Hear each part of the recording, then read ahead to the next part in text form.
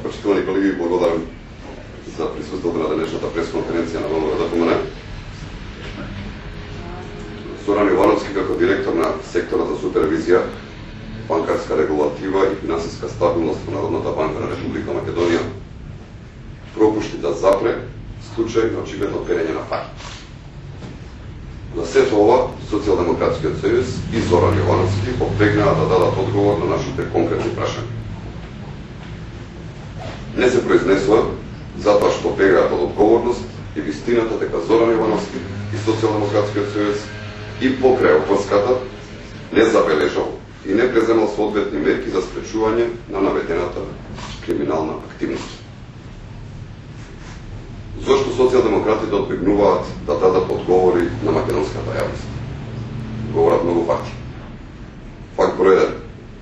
Зоран Јовановски во периодот од 2006 до 2009 година е раководител на секторот за супервизија во Народната банка на Република Македонија и со тоа и најповикуван за следење, откривање и преземање мерки и супервизија на системите на банките за спречување на перење пари и друг финансиски криминал. И покрај неговата целосна надлежност, во време кога Јовановски раководи со овој сектор, беа испрани околу 30 милиони долари. Факт број 2.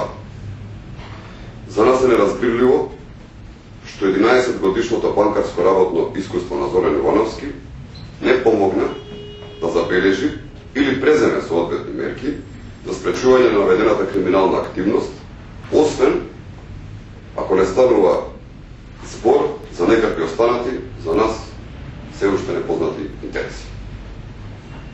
Факт број 3. Дали со тоа Зоран Јовановски и Социјалдемократскиот сојуз одбегнуваат да се произнесат за наведените скандали, со тоа што не се произнесуваат, ја признаваат својата вина. Зоран Јовановски бил платен со пари од граѓаните, што е причина повеќе да ја преземе одговорноста за неспречување на оваа голема афера. Факт број 4. Зоран Јовановски е централен лик и во така наречената афера банкарски тајни. Јовановски само 2 недели по напуштањето на Народната банка на Република Македонија, претходно располагајќи како одговорно лице за супервизија, со детални и доверливи информации за активноста на секоја банка, премина и се вработи во Комерцијалната банка. Со ова се наметна опасност од реална злоупотреба на овие податоци во корист на банката во која што работи. Почитувани, ако Јовановски не може да се носи ниту со основните работни обврски, неоснована е неговата желба себе си да се прикажува како експерт за економија. Повеќе од јасно е дека Зоран Јовановски, подпредседателот на Социјалдемократскиот сојуз, нема капацитет и кредибилитет да говори за економски прашања, а најмалку себе си да се представува како автор на некакви економски програми.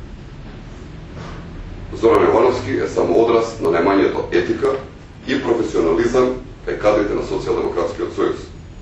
Тоа е доказ дека Бранко Црвековски е окружен со кадри како него или кадри кои што му слугуваат нему или на неговите олигархиски партнери. Кој е тоа, имате прашање?